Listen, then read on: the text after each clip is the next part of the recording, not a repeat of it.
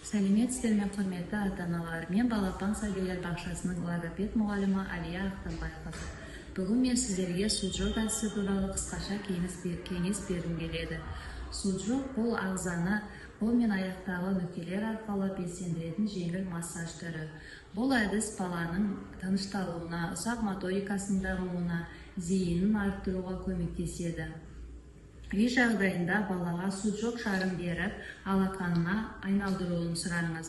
Не болмаса өзіңіз бірге отырып, ойын түрінде, мысалы тақпақ айта отырып, бала, балапан, қане қайсы, алақан, саусақтарың әйбат, былай ойнат деп. Және де осындай сақинасы арқылы баланың әр саусағына жүргізіп отырып, бас, бармақ, балан үйрек, ортан терек, әр саусаққа домалатып жүргізіп отырып, шылдыр шімек, кішкентай көбек деп ойын түрінде жасағаныңыз дұрыс.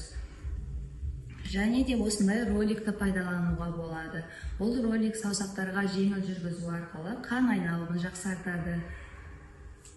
Баланың тынышталуына, ұсақ моторикасының дамуына көмектеседі.